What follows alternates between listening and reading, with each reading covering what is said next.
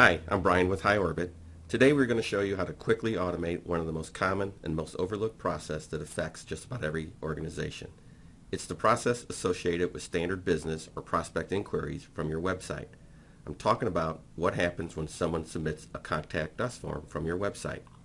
And it may not just be a Contact Us form, it could be a request for more information regarding a product or pricing. Really, any form on your website. So at your company, what happens after a prospect submits one of those online inquiries? Have you documented its workflow? Who receives it? What personnel is assigned to handle it? What is its status? Was it handled in a consistent and timely fashion? What was the outcome? What is the next step? And really the important question is, does management know a business lead came in and what happened to it? Historically, these web form submissions do nothing more than send an email. It may be sent to a specific person or a group or a department, but it is still just an email. Right away, you have a problem. You truly cannot answer any of those questions. There is no accountability. Since no workflow has been documented or agreed upon, you have no consistency. It most likely is inefficient, and the prospect is now questioning the professional nature of your organization. An opportunity has been lost, and management may have never known it even existed. HighOrbit can help you fix all that with our easy-to-use workflow automation system. The best part about automating these types of processes with the HighOrbit workflow automation system is it is so easy. All you have to do is add about 5 lines of code to your web form and design the workflow. That's it, and everything you need to accomplish this can be provided for as little as $75 per month. For as little as $75 per month, you can bring efficiency, consistency, accountability, and professionalism to all your web inquiries.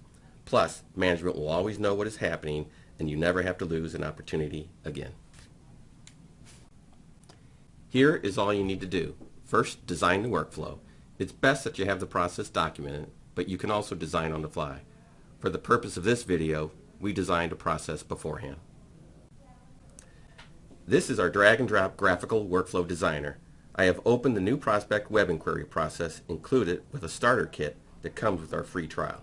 It took me about an hour to design, test, and deploy this process.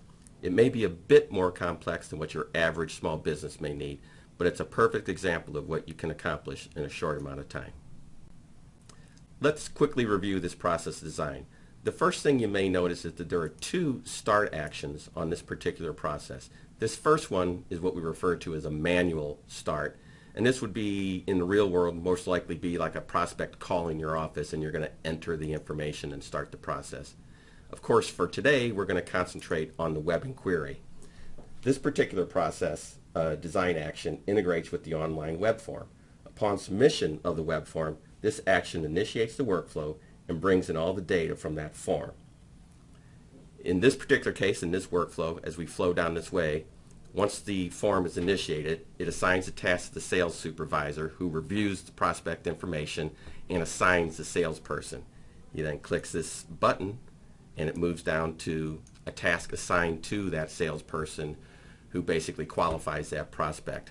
After the prospect is qualified, the process goes into what most people would refer to as a real traditional sales follow-up loop. You follow up until the prospect either buys or dies. In this particular case, this prospect or this sales rep can also leave this process and call a quote process where a quote is created, reviewed by management, and approved before the sales rep sends that quote to the prospect. And of course, if the prospect is sold, the sales rep can also move out of this process into a new customer process. Of course, this is just one example, and any alternative workflow design can be fulfilled. Next, we need to add the web API code to our web form. Here's the web form we're using for our presentation today, and I'm going to view the source, and I'll come down here, and right here is the little bit of code that is added to this web form. It took one of our web form designers about 15 minutes to add the code and test the submission of the web form. And you can also find complete documentation for the web API in our resource center.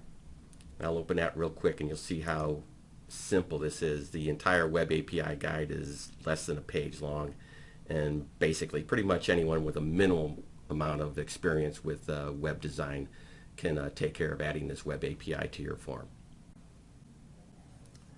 Okay, now that we've designed our workflow and added the web API code to our web form, let's see how all this works. So here's that web form that we were showing you a little bit earlier, and I've pre-filled in the fields, and I'm going to submit this web form.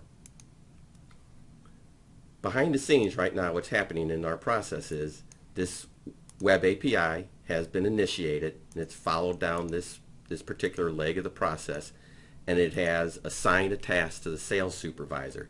This particular design action also sends an email notification. And here's an example of the email notification that would go to the sales supervisor, and it gives a little bit of information about the task. And you'll also notice down here that there's a work task and view task button. If you click the work task button, you can actually, it'll be taken directly to the task. It kind of forgoes forcing you to log into the system and takes you directly into work on the task. Since I'm already logged into the system, I'm just going to come to the task list dashboard, and you'll see that this task has already been created. It's sitting in my task list, and you can kind of also see there's a little bit of information about the task that we got off the web form, and it is assigned to the sales supervisor. So I'm going to click on this task to actually work on it, and you'll see the task/form is rendered, and you'll also notice that this is all the data that was on that web form that we submitted. And down at the bottom, you'll see that we have some action buttons, the cancel process and the salesperson assigned button. If I come back to the design, you'll notice that these buttons are the same of what I have designed in here. I have a cancel process button and I have a salesperson assigned button. So if I come back to my task, I'm going to choose that salesperson, and I'm going to assign this to John Scarpa, and I'm going to click the salesperson assigned button.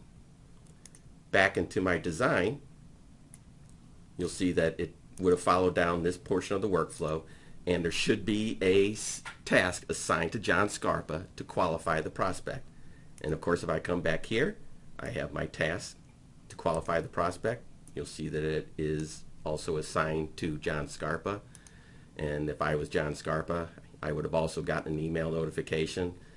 And I could come in here, you'll see there's all that data. There's a few other pieces of data that may be required by the sales rep depending on what action button he's going to click, and you'll see that the action buttons down here are qualified, rescheduled, and invalid. And again, back out into our design, we have the reschedule, we have the invalid, and we have the qualified prospect.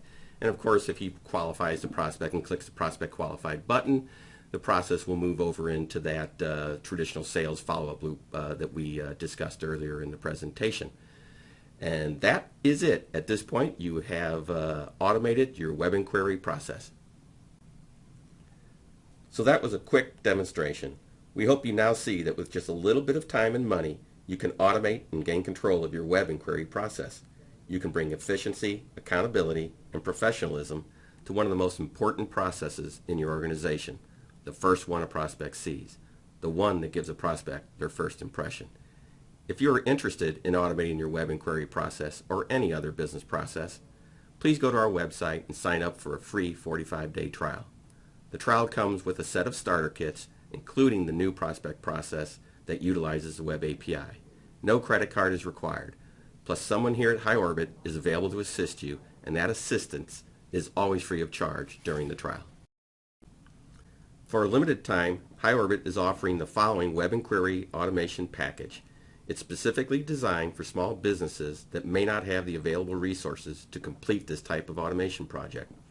Along with your user license, for an additional one-time charge of $300, HighOrbit will design your web inquiry workflow process and add the necessary web API code to an existing form on your website. If you don't have a form on your website and need one, HighOrbit can also design and even host that form for an additional charge. Thank you for watching this short how-to video.